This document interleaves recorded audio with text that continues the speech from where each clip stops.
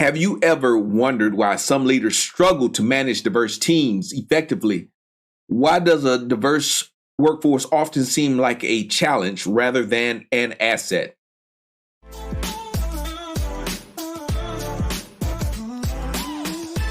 Rise and shine, leaders. This is Glenn Guyton, your cultural futurist, equipping organizations with effective strategies to foster a culture of innovation, reduce workplace stress, and elevate team performance. It's time for our executive coffee break. I don't have a beverage today, but I hope you have yours. They say you can't choose your family, but you can choose your workplace culture and, of course, your beverage. You can even choose not to have one. Leadership matters, so you might as well get good at it. And if you are watching on YouTube, don't forget to like and subscribe. Well, today we're going to discuss something that's crucial for modern leadership: understanding how to lead a diverse team, or at the very least, lead someone that's different from you. And it's not uncommon to see leaders struggle in this area because they haven't fully grasped the nuances of managing diverse groups. Let's break down why this happens and how we can turn these challenges into strengths. Well, first of all, we have to just learn how to navigate things when people are different from us or have different backgrounds, different understandings, different histories. One of the most common issues with immature leaders is their inability to navigate and leverage diversity effectively. Notice I said immature leaders, and some of you mature leaders may be struggling with it as well. They may have the best intentions, but without the right skills and understanding, they can inadvertently create environments where team members feel undervalued and misunderstood. And I'm speaking from personal experience. I've done this as a young, inexperienced, immature leader. And was I immature or unexperienced or inexperienced? Yeah, I was probably a little bit of both when I first started. So here's where some sense of cultural competency as well as emotional intelligence comes into play. Understanding diverse backgrounds, experiences, and perspectives within your team is really necessary, not only from a moral point of view, but also from a business point of view. It enhances creativity, problem solving, enhances motivation, and it just really just drives overall team performance. But how do we get there? Well, there are a few things. I mean, and I can go through a bullet list of different points of what you should do, communicating better, being inclusive in your decision making, having some education and training. All those things are important. But you really, part of it is really seeking to understand the other person's point of view.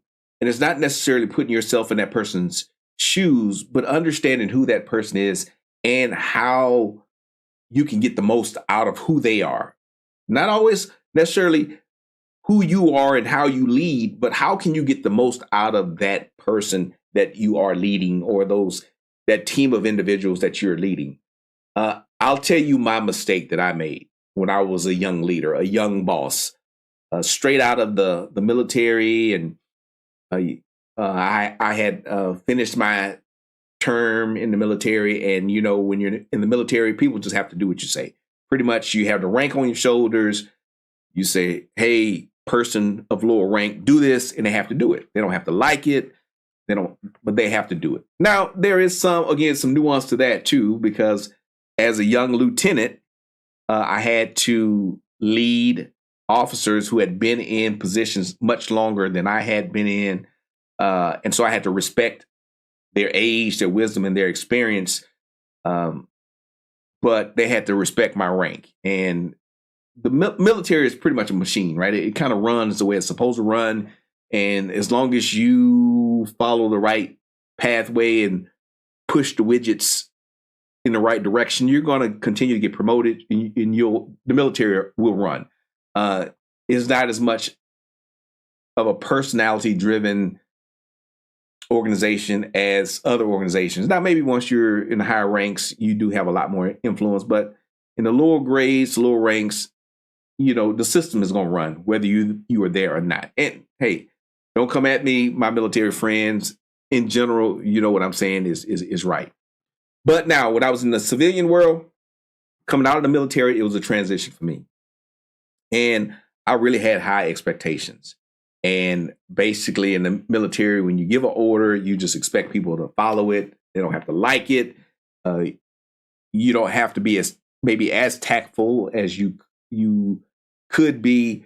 And so I had to learn that I couldn't just drive people the same way that I did in the military. Maybe I shouldn't have done it in the military either. But there's a difference when people voluntarily come to work versus they're enlisted to work. And so part of understanding that people were different, they were motivated by different things. They had different skill sets. They had different training. And if I was going to get the best out of a civilian employee, I wasn't just barking orders at them. I couldn't just do it that way. I had to respect their experience, their diverse experiences that were different from mine. I had to understand that their motivation was different from my motivation when I was in the military or military officer, and that they were built a different way. And so some of the expectations that I had and some of the things I assumed weren't productive. And so part of becoming a mature leader is knowing how to shift your behavior as a leader to get the most out of other people, to get them to do the things that you need and want them to do, and also understanding their limitations. Many of you as leaders are high performing. Hopefully you are high performing as a leader. You're very skilled. Things may seem to come easy for you, but you can't expect that level of performance from everyone. You cannot. You may want it, but you cannot always expect that same level of performance that you are accustomed to from everyone. Why? Well, maybe they don't have the skills. Maybe you've assumed too much, and maybe you aren't communicating to them effectively in a way that they can understand. So communication is key. It could be partly your issue of not communicating things in a way that people need to hear them. Again, I'm used to people being very direct, telling me what to do, and I go figure it out. Everyone doesn't have that same expectation. Some people need a little bit more detail. Some people want a really clear plan and pathway to get to where they need to go. And so we as leaders have to figure those things out. There are a couple of things that you can do. You can really just surround yourself with people that are exactly like you, and hopefully it generates the product that you need. But I think that leads to having blind spots. I think the diversity is important. Again, and this is not just race or gender or sexual orientation. Some of it's age. Some of it could be geographical diversity. They're coming from different places. They have different perspectives. Diversity of experiences. Those are the things that help us have effective teams. And so as a leader, there are a couple of things that I want you to do. I'll give you 3 things right now. Number 1 is some self-reflection. I had to look at myself and examine myself as a young leader to ensure that, that I just wasn't being a jerk, and that I was doing the things that I needed to do as a boss, as a supervisor, to get the most out of my team. So regularly reflect on your biases and how these things may impact your decision making. I lost a decent employee because I didn't know how to treat her early on in my career. And so I've really tried to compensate for that as I've been elevated through the ranks. And I think now people say, "Oh, he's a great boss." Am I a tough boss? I'm particular. I don't know if I'm tough, like tough mean, but I am particular about how I like things done. Number 2, get yourself some feedback loops, create mechanisms for team members to provide feedback on leadership and workplace culture. And I believe, again, I'm not really for this anonymous feedback. I like people to stand behind what they say. Now, if there's something where someone's getting hurt, or we're thinking about whistleblowers, we need to offer some protections for that. But just for people just whining and complaining and not being willing to own the things they say, I'm not really in favor of that. But I do think feedback is important. You can determine based on your workplace culture how anonymous that needs to be. Again, I try to build a culture of trust so people are okay being frank with me. But if you haven't established that, then you may need anonymous feedback. So again, you have to adapt these things for your workplace. I'm telling you what has worked for me and my leadership style. You have to figure out what works for you wherever you are. And if people are fearful of retribution, retaliation, then these frank conversations aren't going to happen. But my people know that, hey, if I come talk to Glenn, he's going to listen. Even if they want to go move and go to another job, I always want to see people elevate themselves and not have their best interests at heart. That's one of the key things if you're going to have this open communication and feedback loops. And then the third thing is you might want to employ a diversity council.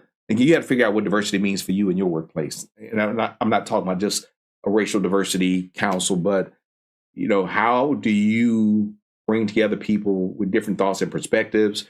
And we typically do this by racial, gender, or some other traditional lines. But just think, if I have a black guy from Harvard, I have a white guy from Harvard, I have a woman from Harvard, and we're all together. Hey, that's all pretty similar experiences. So now we have this pedigree bias that we only hire Harvard people, or we only hire Yale people.